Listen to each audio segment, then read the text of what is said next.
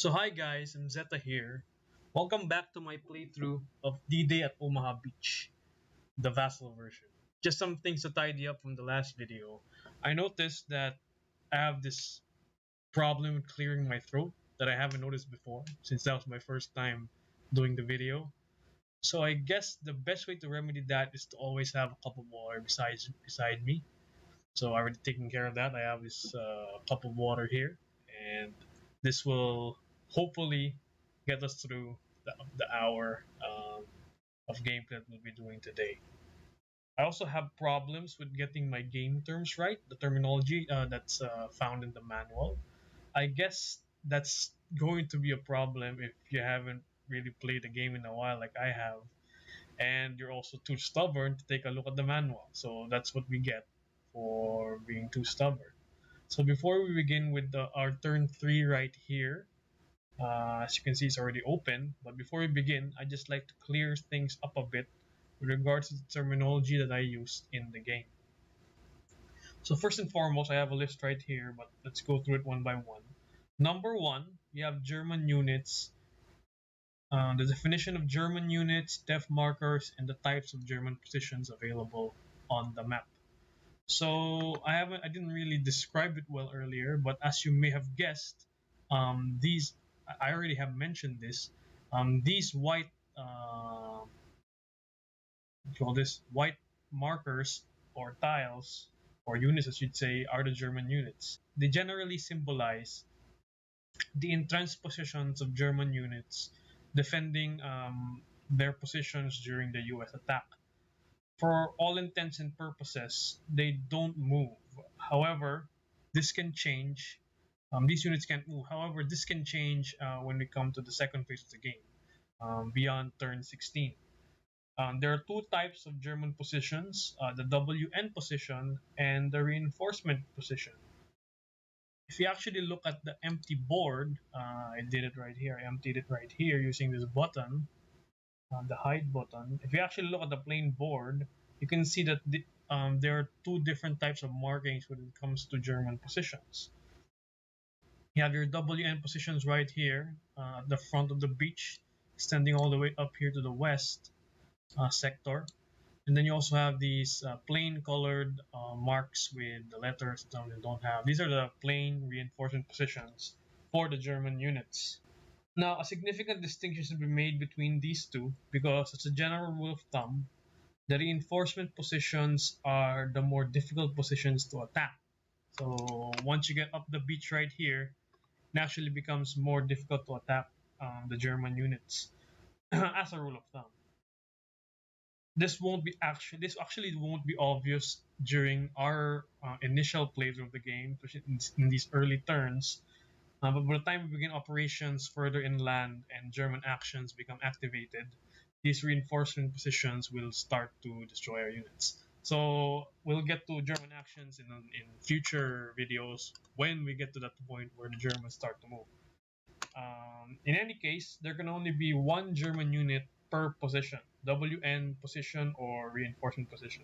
Depending on the situation, the depth markers can be added to German units. So what are depth markers? I already mentioned before that there are units that have like two tiles. The main unit, then there's a marker that's been placed underneath it. These are called the German depth markers.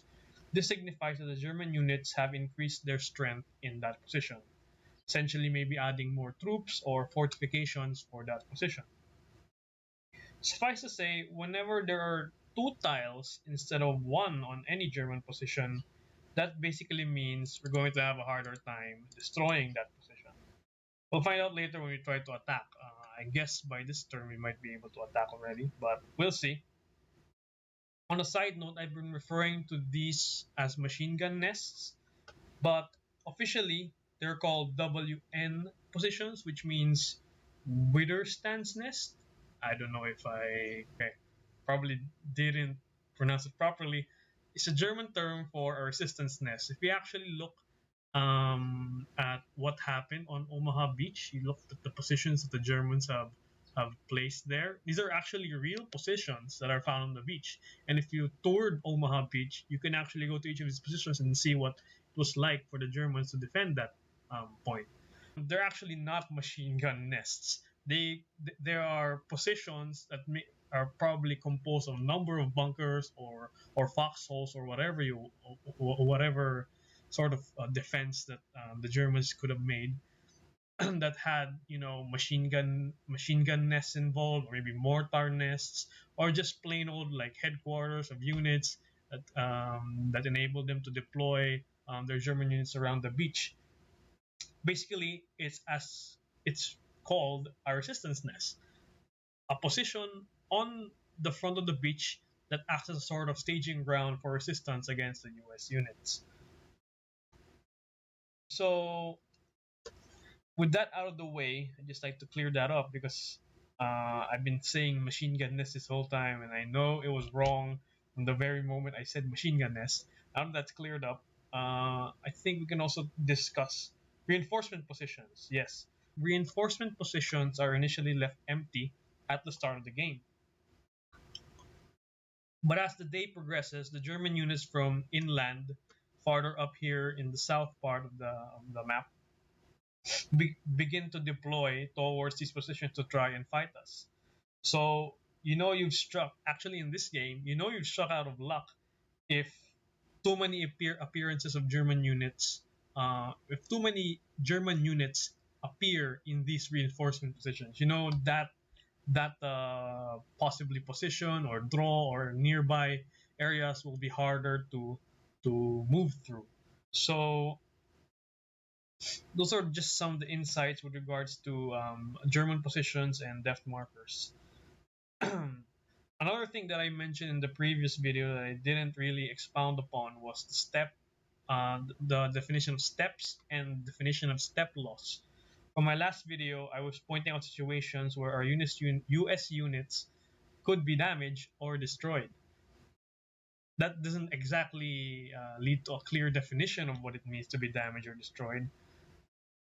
What I really meant with those terms was the U.S. units would be suffering a step loss. The dots you see on the side of US, let me zoom in here. You can see these dots on the left side of the unit.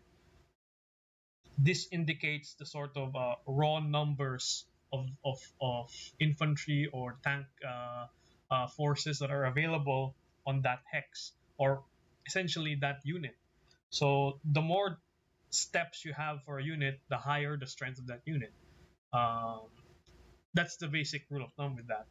Uh, a single unit in this game represents a sort of squad of units. So to make it clear, the lesser the steps for that squad, the lesser amount of the more amount of people in that squad has been taken out. I mean, imagine if you were, let's say, on a boat landing on Omaha Beach during D-Day. Your squad would essentially be the group of people that you landed with, and the people you've landed with are the units that were with you on that boat. So when the boat landed, let's say in this position, and then the units began streaming out, you and your friends on that boat would be considered as one unit. So essentially a squad of units. On that note, it's actually important to define what each of the allied units are, as well as the unit types. And what I meant actually by that armored symbol on the fire card and the armored types of units. That wasn't really clear when I was discussing in my video. The best way for us to explain this would be to actually show the list of units found in the manual. I have here a cutout of that part of the manual. I believe it would be, what page is this? Let me just check. I think it's page 6. On page 6 of the D-Day at Omaha Beach manual, you can actually find this diagram. Let me just bring it up here. Sorry. There you go. This diagram, which lists the different sort of US units available for this game. Now, to be honest, I think they could have probably made this legend or whatever list information a bit better, since when you get down and try to play the game, the most important parts of the most important things that you have to consider when it comes to looking at your units is what type of units they are. Are they infantry? Are they armored units? Are they non-armored units? So actually, what I did here before I started this video was actually develop my own list, which might be better than what the developers of this game had in their manual. So let's see here. There you go. This is the manual's version of the US unit list. This is my version of the US unit list. That's, I believe, would be more useful. So let's run down through this. You already know what infantry units look like. I've separated right here on the right, the infantry company and the ranger infantry company. So these are the infantry units that we have on the map. You can actually see an example of this here. So the typical infantry company units, and then we have the ranger company units here. So they're both infantry. So whenever an rule in the manual says eliminate an infantry unit or damage an infantry, apply step loss to an infantry unit, you know it's referring to either one of these. So here's what I didn't really mention before: the concept of armored units. There are actually three different armored types of armored units in the game. Now, this took me quite a while to understand because, as you can see, it's quite jumbled up in the official version of the US unit list. But what we really want to figure out is what are armored units and what are not. So I kind of separated these. You can see the asterisk indicates that these are armored units. Essentially, you have your tanks, which have probably greater armor strength for that, and then you have other armored, self-propelled tank-like units, which is the self-propelled artillery and the self-propelled anti-aircraft batteries. So these are the three different armored unit types, and whenever you have armored units being called upon to have special conditions for barrage, etc., or maybe even like long-range attacks requiring requiring armored units to be involved, you know that this is what they're talking about.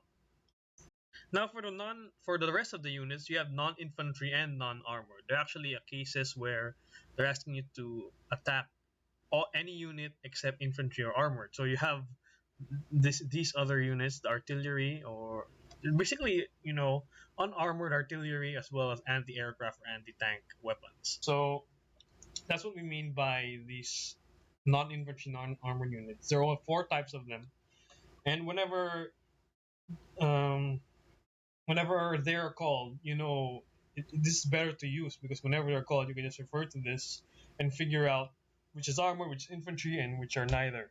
So I guess I might be.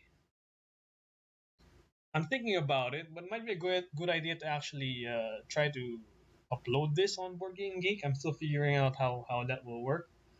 Um, I'll get back to you on that in case there's any update on that. Just in case you didn't know, I actually do have a Board Game Geek account. That's how I downloaded all these materials. Uh, I might make a presence there, but we'll see. Now, the armor units are quite important when it comes to many different rules. It modifies rules like when you take damage, as well as when you do barrage actions, as I mentioned earlier. There are definitely a lot of aspects that involve armored units, which is why I believe this diagram on the right is much more convenient than the one on the left. There are a number of units I left out: the engineer battalions and regimental headquarters. These are completely different types of units. They didn't even include the general units here, so we'll see how they work later. One thing for sure is the engineer battalions are not strictly units. I don't want to call them units because they're, from my playthrough in the previous, in the past, these units, when they come out, they don't actually move. They're just stuck in a single position. So you can't actually call them units that you control. As we mentioned previously, when we do engineer actions, they're just like an abstracted part of an abstracted part of the game. They're included in one special phase of a typical turn. When we get to these engineer battalions, I'll explain what they're all about when we get there. Now, another rule that I haven't mentioned. Let's go back. Uh, put this on the side. Another thing we haven't mentioned yet is unit stacking limits. I think I mentioned it I think I might have passed on some slight information on it in the previous video, but to be clear, there are limits to stacking units in a single hex. So in total, only 2 units may be stacked in a single hex. I haven't actually had an example here, but let's say this unit drifts all the way here to the left and it lands there. That's actually allowed. So there's no problem with stacking units that way. Uh, let's see. There you go.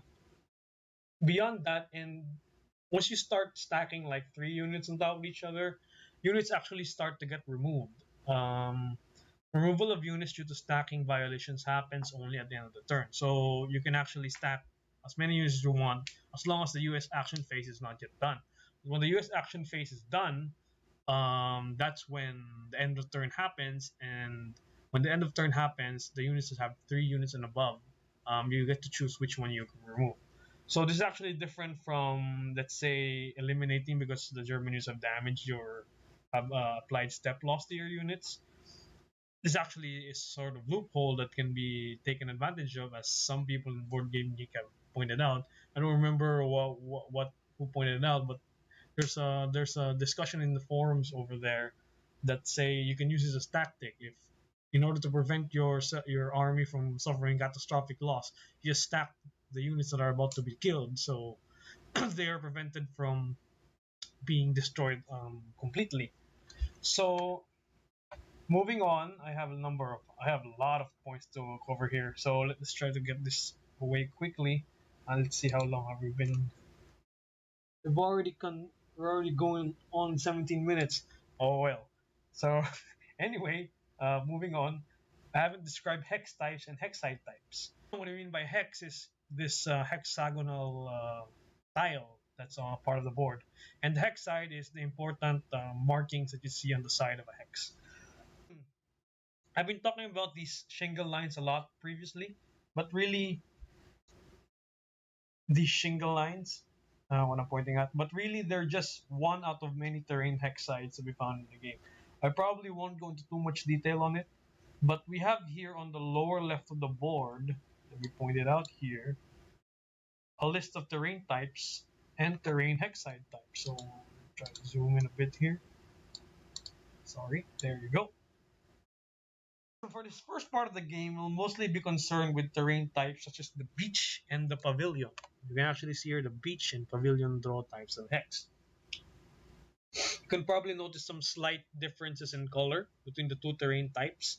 The rule of thumb here is the increasing dark tint of a hex implies that you are moving to higher and higher ground. The hex sides, in a sense, delineate these areas of varying elevation, or in some cases, evident become sort of terrain obstacles between two areas of the same elevation. Those come into play significantly during battle, especially when we're on the top of the beach already. I won't go over it now, but suffice to say, my decision-making process for this game and this playthrough takes into account these different hex types. So when we begin to assault German positions, I would be talking about, okay, maybe I'm going to attack here, or I'm going to move here to the side because it's more convenient from a hex side perspective to attack. So those are sort of thoughts I have when it comes to playing this game.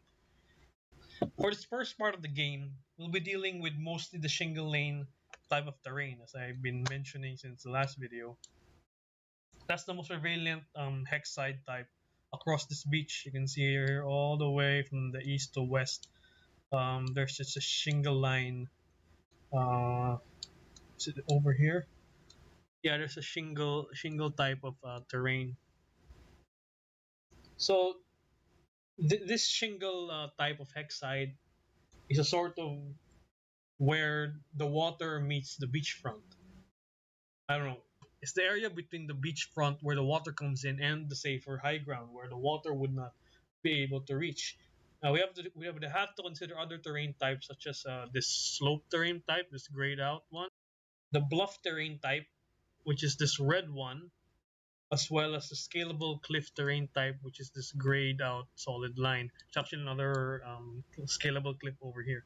So besides the shingle line, we actually meet some strong resistance, especially in the middle part of the beach, regards to sloped or bluff type of hex sites. So there are differences in how you're able to traverse these hex sites. They're actually all found in the manual. So moving on, I'll probably describe the effects of these terrain types as we move along because really all of these hex sites have effects that are spread out throughout the game. So covering them all in one video will take too much of a long time. Now that I've mentioned something before about protective hex sites, especially when we're talking about free actions of units. This is very important, and we have to define this properly. Now, protective hex sites are essentially this line of hexes, this whole line that I'm drawing with my mouse all over here, even here, all the way to the left, this bluff area and the scalable cliffs. Protective hex sites are essentially that line of hexes that are beach hexes farthest away from the water line. So when the US troops landed on the beach, there was this pressure to get out of the German fire zone and begin running up the beachfront. The players incentivized to do this by giving free actions for infantry units to run up the beach. That's what we've been doing in the past playthrough. Thus, the definition of protective hex sites is such. To clarify, the rules state that infantry units only have free actions to move if they're moving to a hex closest to the nearest protective hex site. So let's say your unit is over here.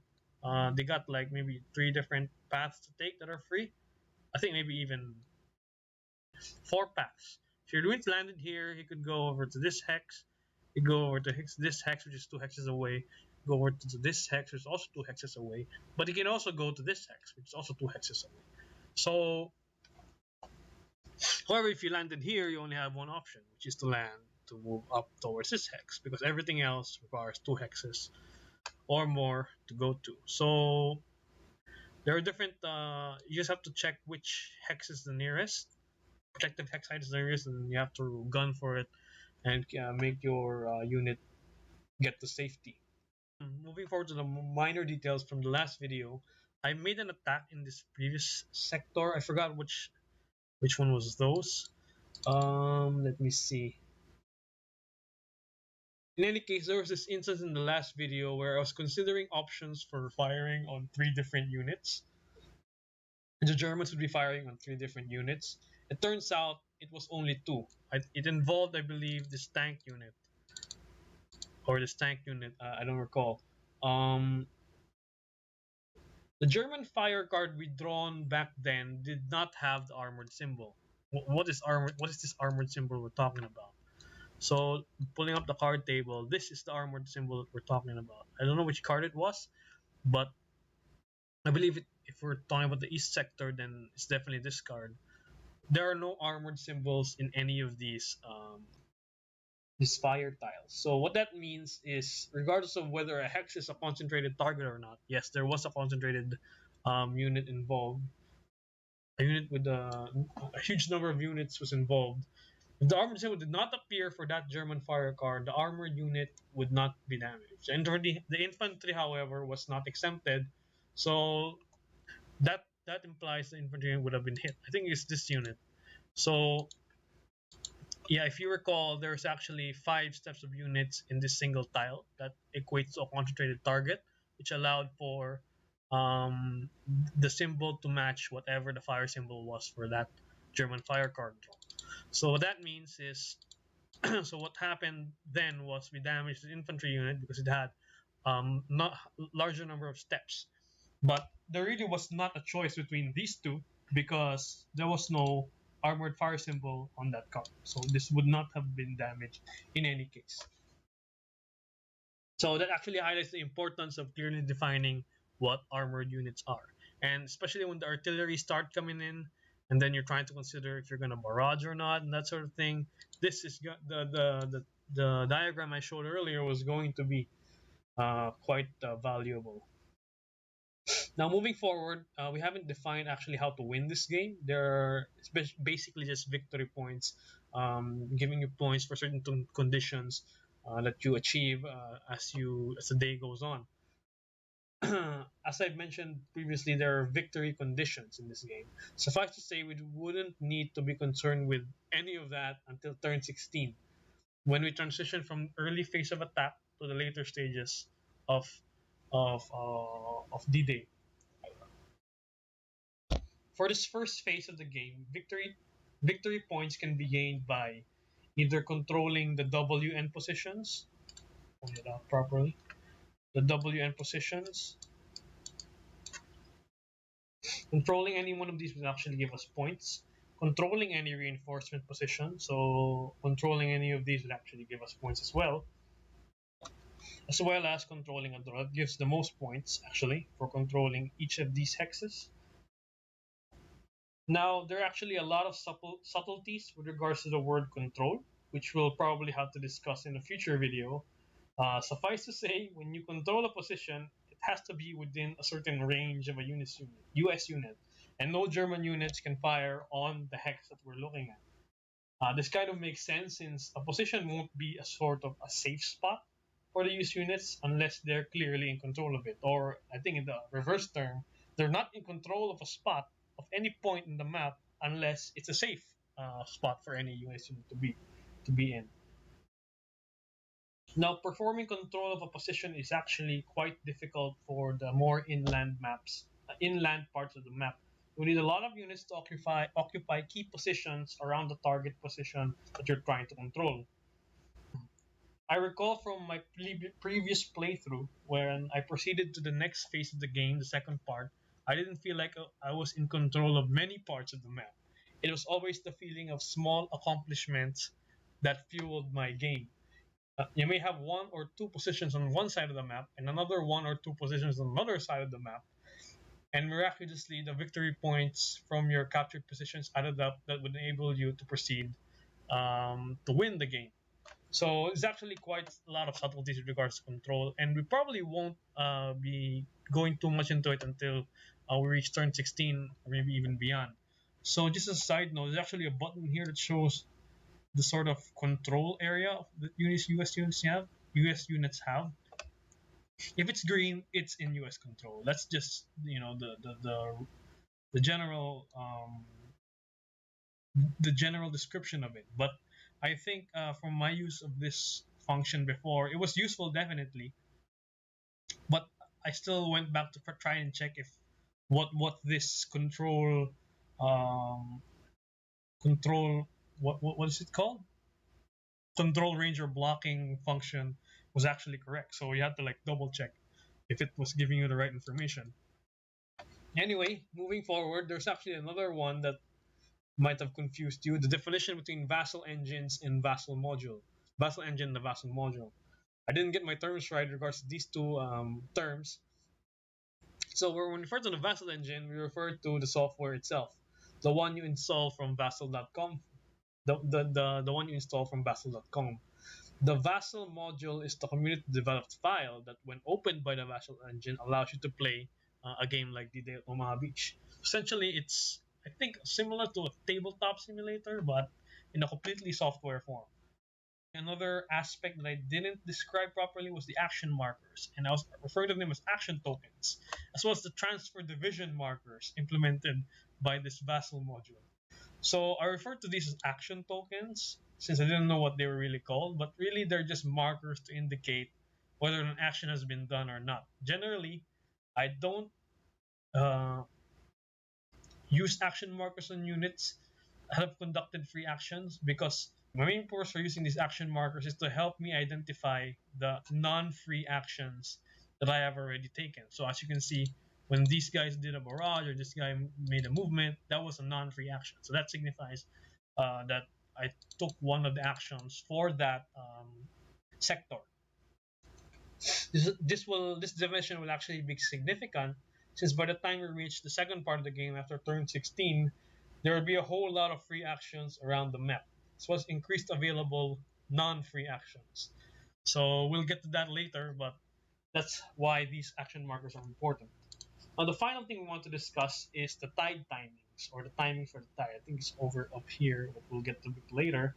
I wasn't really clear on this during the first video, but tide timings are very important for this game, especially the first part. Tides on the beach cycle every, what am I saying? Yeah, cycle throughout the day. So that means the beach landing happened at around 6 a.m. The low tide experienced during this time will be converted to a high tide by the time it reached 12 noon. Um, and conveniently, the game is designed such that by 12 noon, that will be turn 16. If you compute it right, yes, that's true. Uh, as the day goes on, the tide will transition from low tide, mid tide, then high tide. And then units can be eliminated by staying their turn under the water. So this would be something to consider, since you'd be suffering increasing tides for the first 16 turns. If you're not able to eliminate German positions on the high ground, then the first 6 hours of the invasion, rest assured, the water will begin taking your units down. So not only are the German units destroying your units from the top of the beach, the water will be coming in slowly from the bottom of the beach in order to eliminate units that are still stranded on the northern part of the beach. So this is actually pretty bad, pretty brutal game to play. You can kind of see, caught between a rock and a hard place, essentially what's happening there. Anyway, that's basically my spiel on the different um, points I missed in the previous playthrough. We already took a lot of time to describe all of these. It's already been 30 minutes, around 30 minutes. So we'll just do a quick turn here, and then let's see what happens moving forward. So as you recall, we actually did not. We actually ended our turn. We ended at turn 2, so we're gonna proceed with turn 3 for this game. So if you click, we're in the end of turn phase. So when we cycle to the end of turn phase, it actually eliminates all the action markers for us, as well as um, the action markers for each of the unit. What happens next is the landing phase. Yes, the landing check. So we check our landing to see if we will be able to land our units. I will bring up my reference panel here on my other screen.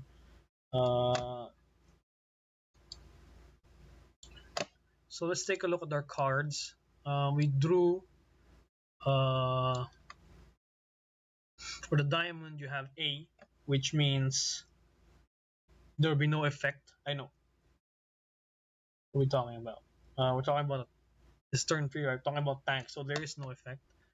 And then you have diamond, which is B. That will drift one box east, so drifting to the left. And then you have diamond A, which has no effect. So that's that for that turn. Let me just see if we have any units left here. Okay. For the west sector, we have a triangle, which is A, no effect. So the units will be landing as planned. So the units land. We got some stacking going on here. As mentioned before, stacking is allowed.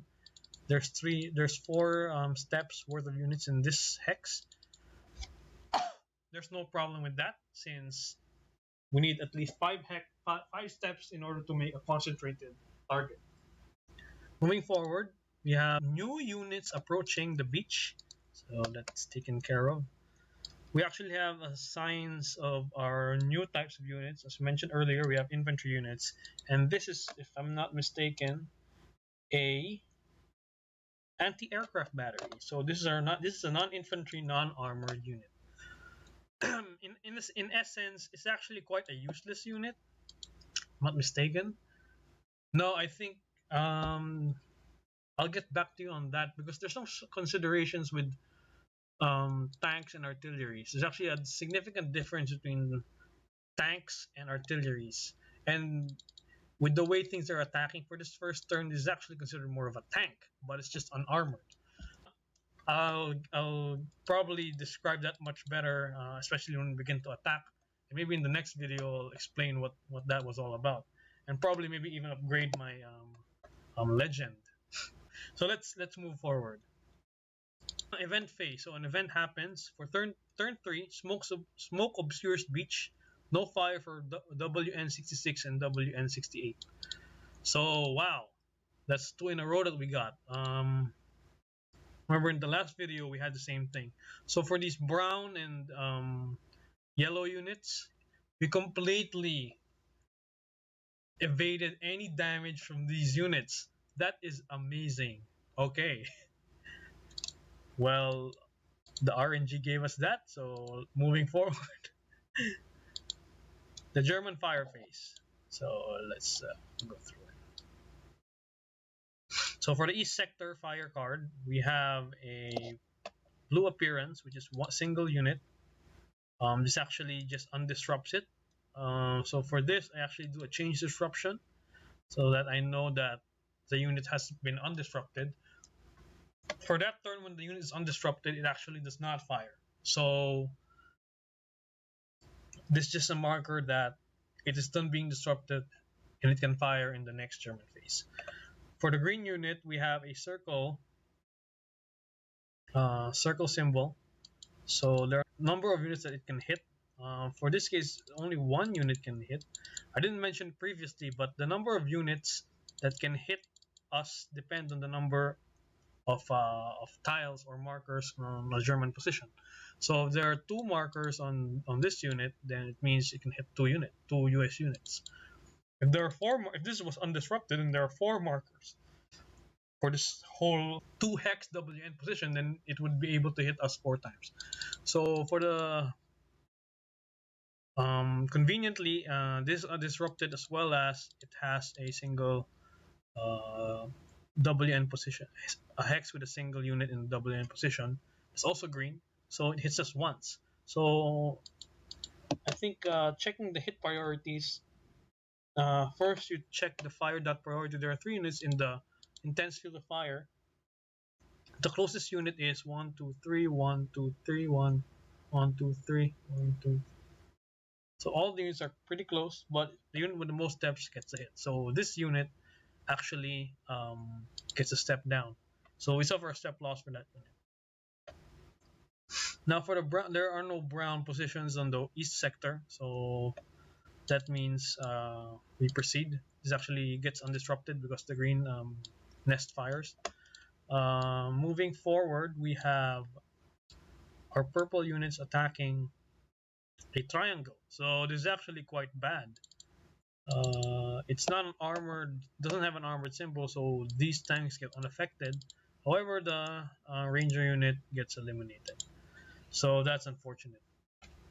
There's no one else in the purple area, so moving forward to the green. It has two tiles, so this does not attack. It's pretty good. And then the brown and orange cannot attack due to the smoke. So moving to the US engineer phase, we can actually do quite a number of actions with regard to um, the number of hexes that can be cleared. So we can see that the green had fired. So these hexes cannot be placed with a clear marker. The blue did not fire, so these three positions all the way up to here can have a clear marker. So I think we'll do that. Let me think about this. We can actually do some clearing on the left side, but I think it's much better to clear here because we don't know when we'll be able to clear that again. So let's call on the clear marker. I can't clear that. We'll clear this. Now what? I'll clear this so that we have this some sort of. This has brown, so since brown didn't fire, it's best to take advantage of all of that.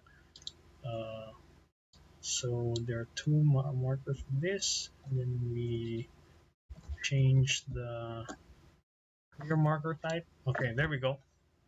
And then we move to the right side. This actually clears the whole length over here. Even up to here, it actually gets cleared, except the purple. So this whole line gets cleared. Now I don't know what the best would be. Knowing where the units will land in the future, I think it might be best to clear the units over here in the middle. In any case, that's where I plan to actually um, land my most of my important units later on. So I'll show you what that means. But for this, I'll be clearing this middle part of the beach. All right, so this clears these three hexes. Okay, that's a good U.S. engineer phase. Going to the U.S. actions. Oh, for sure, I'll be moving those units on the right, on the east, on the west sector. For the east sector, I'll just get some move markers here. Okay, we properly undisrupt this so that we know it's a position that can fire now.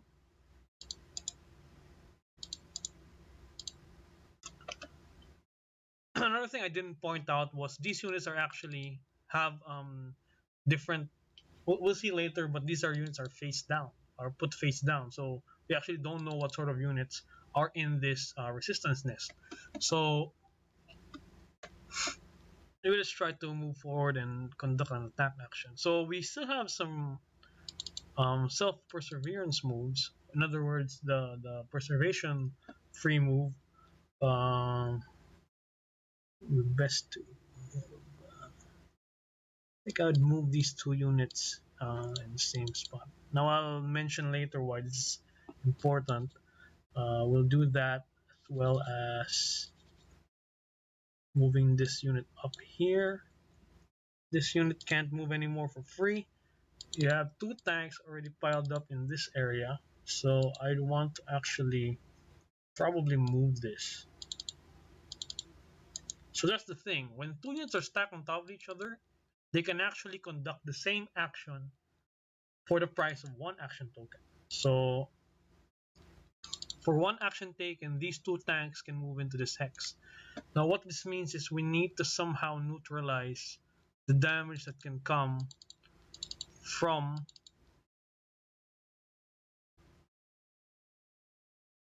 this green unit. I think we can't actually do that.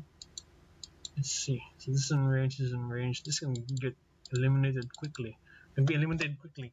So I think for the sake of it, I might just move this tank up here.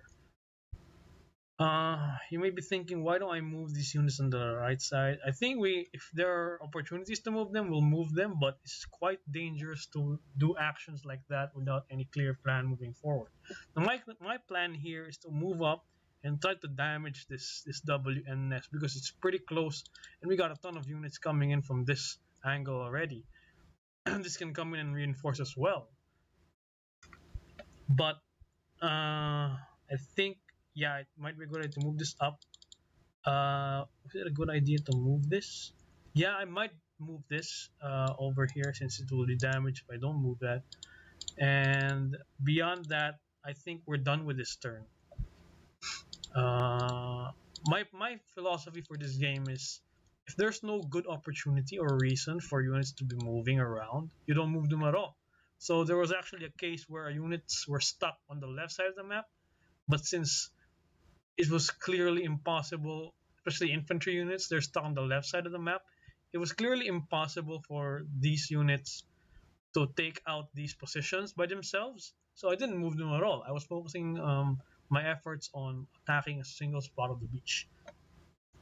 So that's my policy moving forward. We got a number of tanks here, but let's see what we'll do with them later. So moving with the west sector, we move forward with our infantry units because we've been able to successfully get them across.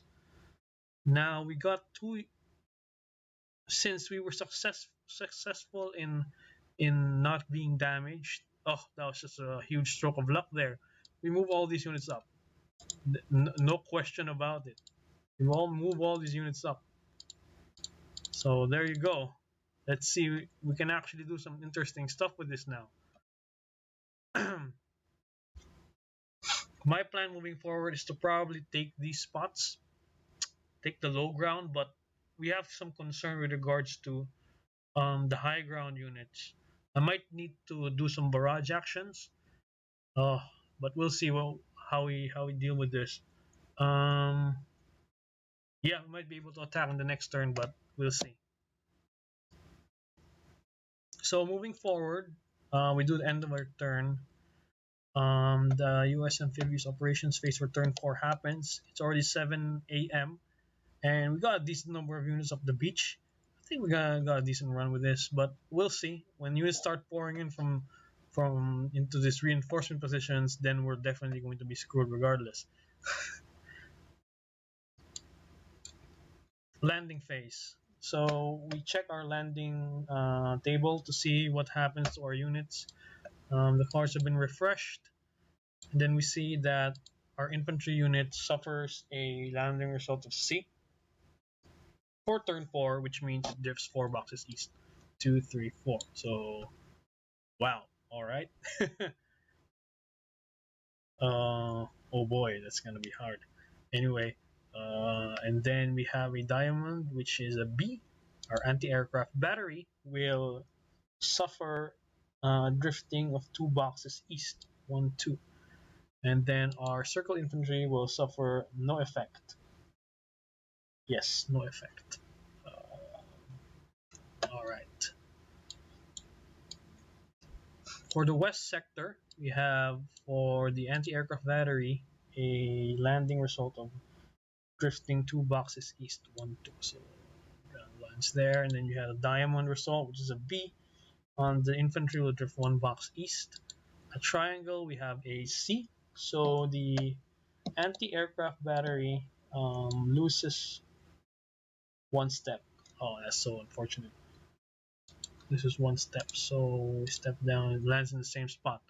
For the infantry C, no, we have A, it has no effect. So we're actually going to suffer some sort of concentrated target here.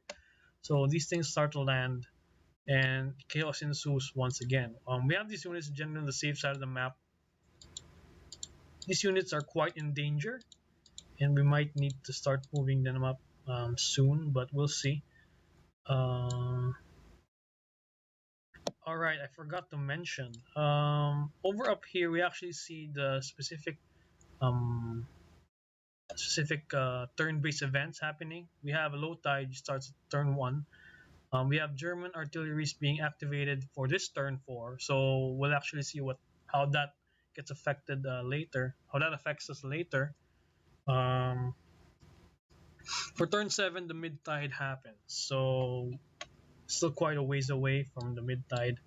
But we'll see. We'll see how we deal with it when we arrive at that point.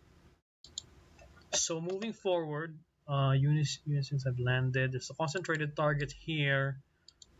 This is quite in danger. We have to try to push them up over here. Got some machine gun units over here.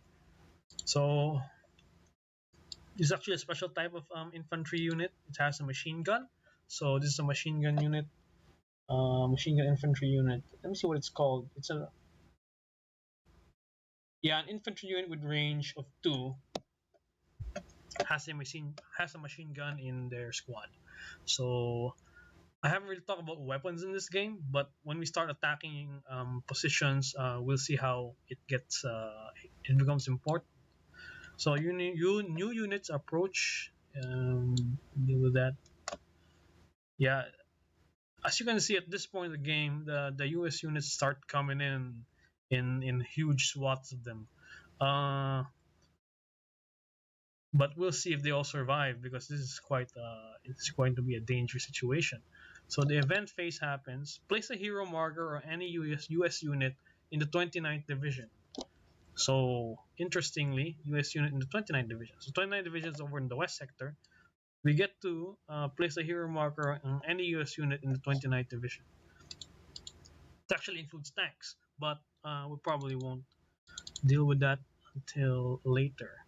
I would like to think that the best unit for this would be the unit that's already on the top. Possibly this one, the one with the most damage, is where the U.S. hero marker will appear. This actually signifies some of the events that happened over at Omaha Beach, because the important part of that attack was there are a lot of U.S. soldiers who stood up and and motivated their squad to move forward despite the conditions experienced there. And it was through these heroics that managed to drive the Germans back. We can actually see here a guy named Smith. I don't know if this is a real person, but Smith's a very generic name that there's most likely a Smith that was a hero during that time. In any case, Smith here is found in the squad of this infantry unit, and what this hero gives to the squad is the ability to have free action. So this is one of the ways that units can have a free action. This whenever you get this event, place a hero, you actually get to choose what squad gets a hero, and that hero will be adorned with free actions for the rest of the game, as long as the hero is not dead. There's also some advantages when it comes to attacking German units because heroes can make up for a squad's lack of weapons. We'll talk about weapons earlier when we can do attack. I think we'll be attacking the in the west sector, in the east sector. I mean, anyway, it also says add a def to one German unit. Now I think I've read some description of these rules before, in on Board Game Geek or maybe some forum or some such.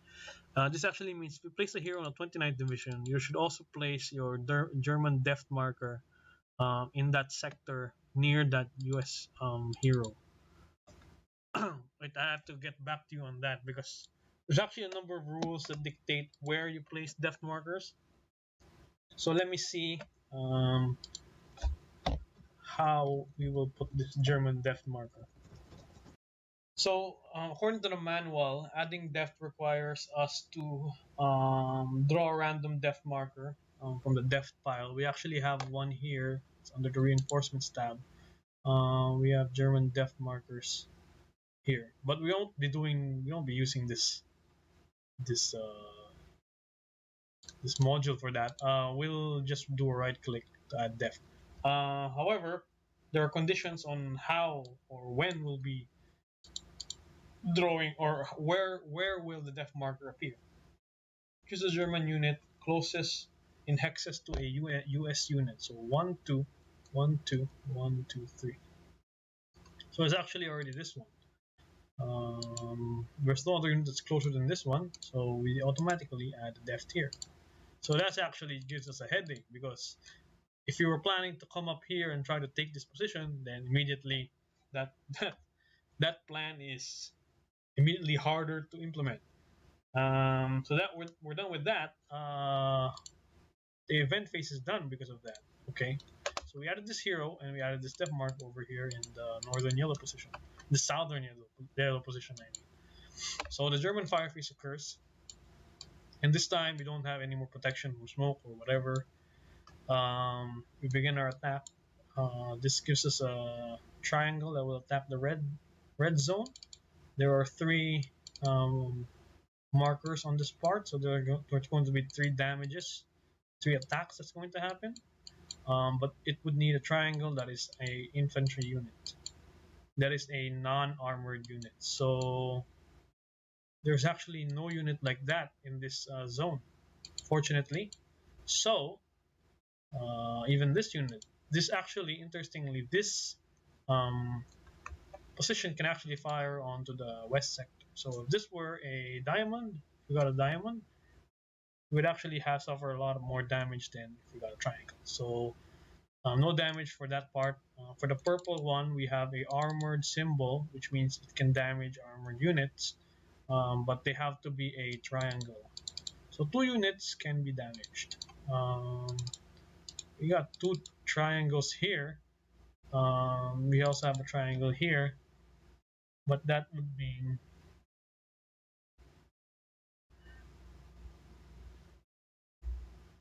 yeah. Let's take a look at it. I think we'll be doing some damage to these units somehow. Um, this is a steady fire position. There's nobody in the intense field of fire for the purple, but we have a steady fire that's armored unit. It can damage this, but from our fire priority list, we actually need to check the units with the most closest to the firing unit. So 1, 2, 3. This is actually closest, and this is also in the steady fire zone. This will be damaged. We mark it with damaged. And then there's no other unit that has a triangle, so we stick with this one. And since they both have 2 steps, we just choose one. It doesn't really matter since they're both tanks. So we do a step down for this one tank. And we also mark the tank as being damaged. I also move this up so that it won't get confusing. So, move forward with the blue. We actually have a blue calling here. We actually target the triangles. There are no triangles in the blue sector to damage, so that's good. Nothing happens then again. For the west sector, we move on to see what gets damaged. A circle icon is found, and then we have 4 different attacks coming from the yellow position. So this is actually pretty heavy. It's a pretty heavy attack. So we look at circle positions. There's only one unit that has a circle marker for this side. And it's actually pretty interesting since there are a few circles here, you only get 1 damage here. That's a pretty good stroke of luck again. And then same for the purple, we need 2 tiles to do 2 damage. So we only do 2 damage from this position, but there are no more circle tiles that can be damaged. Circle units that can be damaged, so we get a pass there. But we do have a blue strike. Unfortunately, the blue does not reach up here to the concentrated unit. So even if it's concentrated, there are units that get to fire upon it. This is actually pretty significant luck, draw for luck when it comes to fire cards. We still have quite a decent stack of units. Typically, when you do this game, this number keeps on ticking up because there are so many casualties, and then you're going crazy because there's units are just being eliminated left and right. For our case, we're doing quite well. So moving forward, we do the U.S. engineer phase, taking a look at what sections were fired upon. We actually have the red section, which didn't really damage anything, but the engineers won't be able to clear that area for sure. So all the way up to here. And then you have the blue segment, which is all the way up to here. Then you have the purple segment all the way up to here. So unfortunately, because of the presence of German units firing upon that field, our engineers are not able to clear the path for the mines, clear the path from mines. So moving to the west sector, we have this whole line being attacked, as well as the brown part, and then we have the blue, which is all the way up to here actually. Blue is up to here, so we can actually move this marker 2 spaces to the left. So clear that. All right.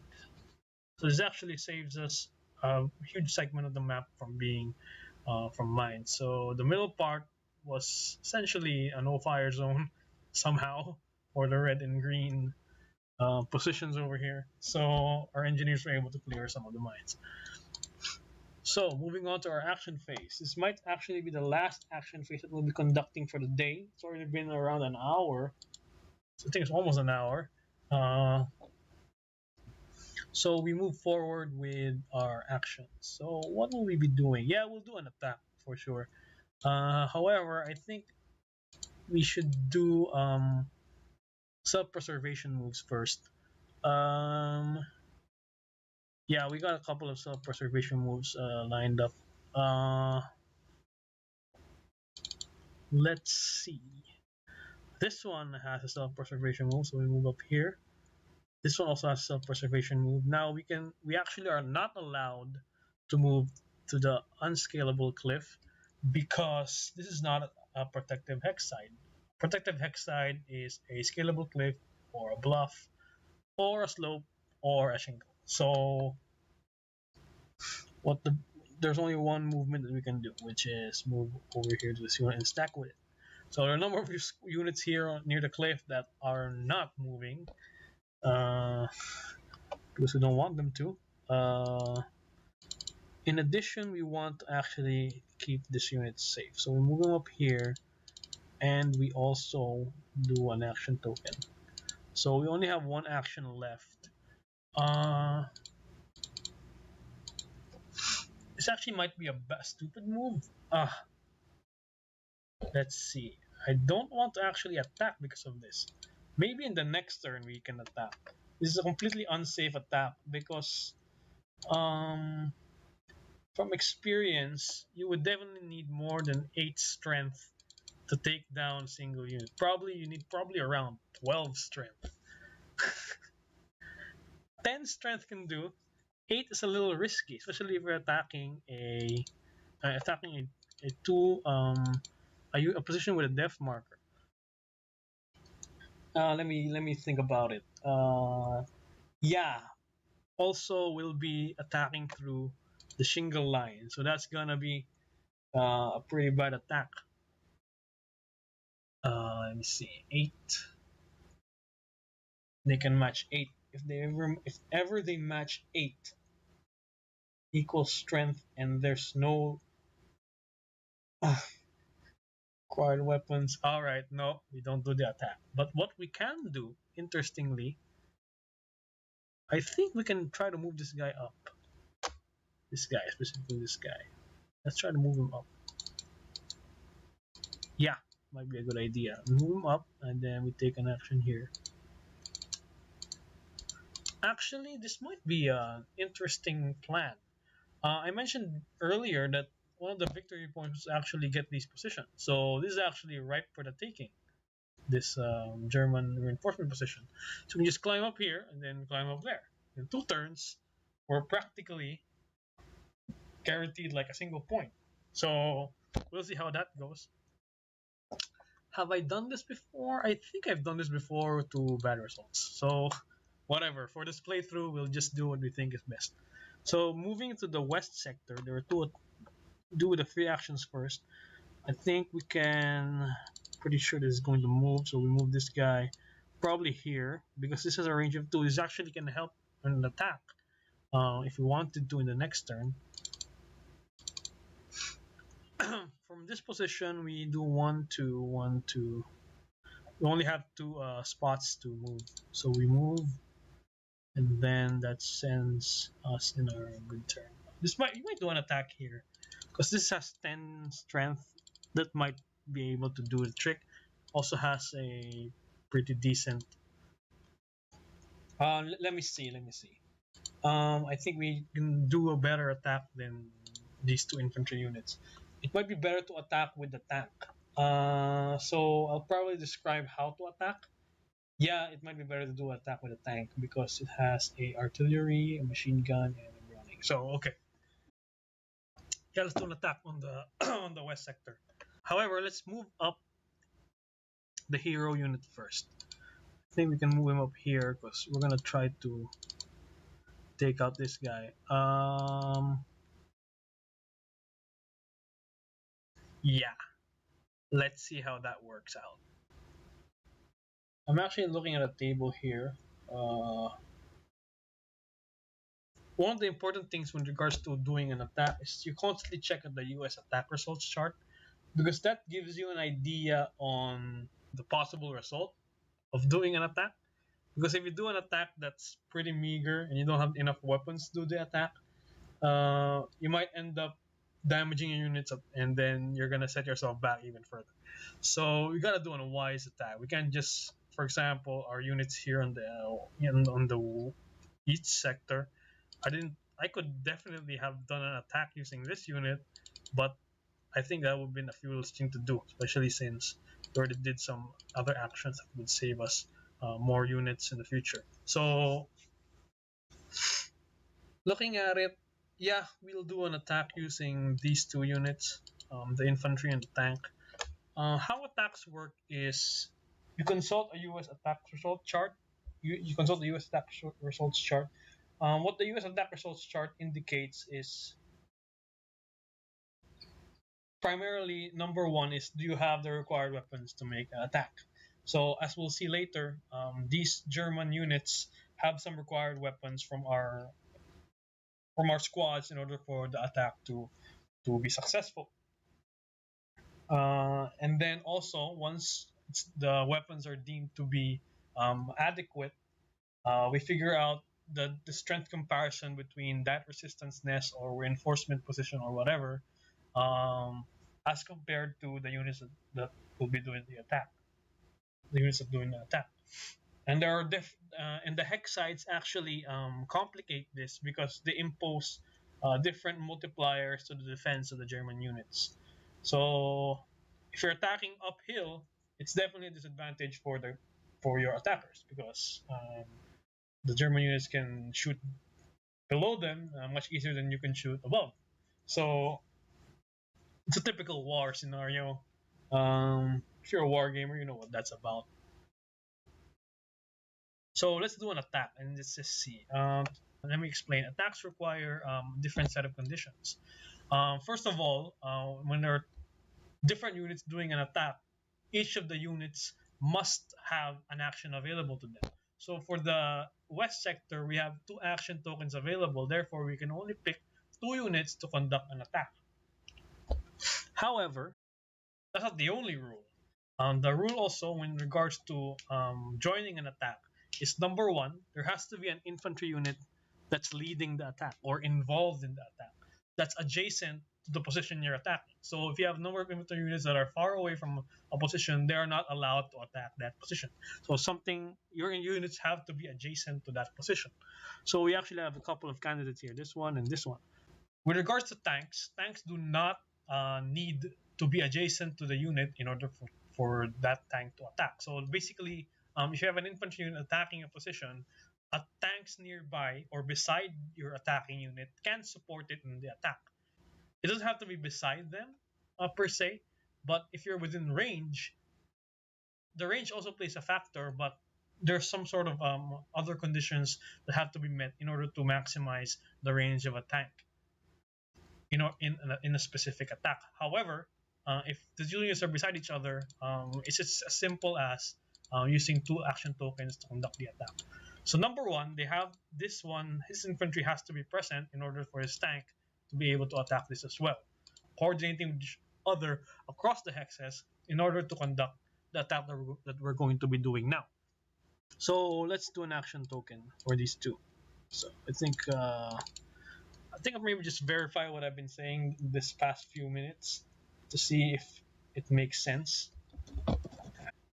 Yeah, so that's having to do with being armored. Must be within range, and one of the more of the following must be true. Either the unit is adjacent to the target hex. So actually, we can have a tank right here on the left, and if there's already infantry attacking it, it can join the attack. Even the tanks over here can join the attack.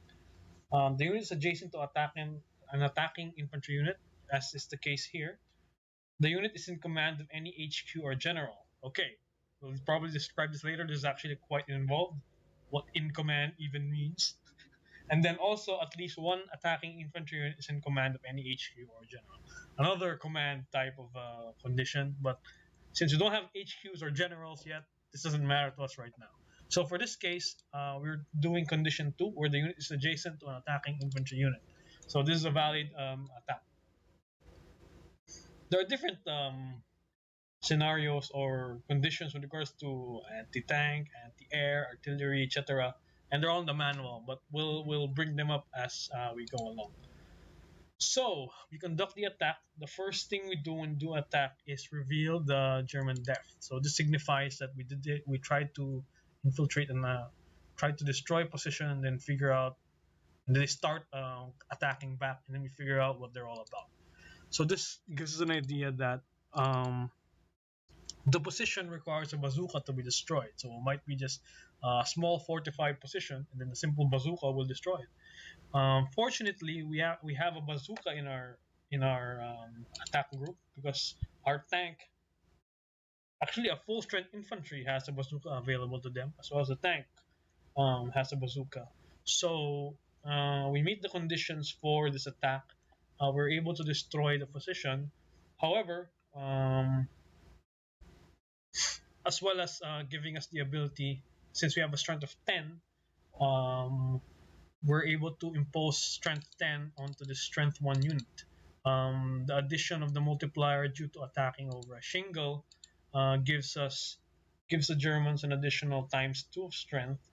So that implies times 2 strength for the specific unit. But so that implies they have a defense of 2, doubling their available strength. But our strength of 10 is still greater than the strength of 2. So what this happens is if it has a depth marker, reveal the depth marker and compare again to the attack results table. So reveal depth. We actually require, oh, this is actually pretty bad, a naval artillery requirement in order to destroy it. There might be some sort of entrenched position there that we can't see from our position, so only the naval infantry, the naval artillery can deal with that. That means we don't have the required weapons to destroy this position. However, this gives them only a strength of 3 for this position, 2 plus 1. Yeah, times 2 for the shingle and times 1 because of the shingle. So 2 plus 1, there's a 3 strength for the 10 strength units that we're using. So our attack strength still doubles. So that means the Germans are disrupted and there's some potential attrition. So what this means is we can actually choose to remove a step from an adjacent attacking unit to eliminate the depth marker. So we're essentially sacrificing our attack in order to sacrifice some of our men in order to compromise the position of the Germans. I think at this point it's worth it since we have a full strength unit, so we just step down and then we eliminate this immediately. As you may notice, the unit actually was not destroyed. So what happened was we only stopped their units from attacking for a while. Uh, in this case, a lot of our units are still quite in danger because of the presence of this. So we'll figure out how to do this in the next. We'll figure out how to get this done in the next turn. So for now, we did quite a good job. Let's see how this fares us, and then we move on to the end of turn phase. So I think I'm going to stop here. That just gives you an example of an attack. We'll definitely do a number of attacks in the next turns. We have potential attack coming on this side, trying to destroy the brown position. We have some potential movement going on here. Taking this might be a good idea, but we'll see how that goes.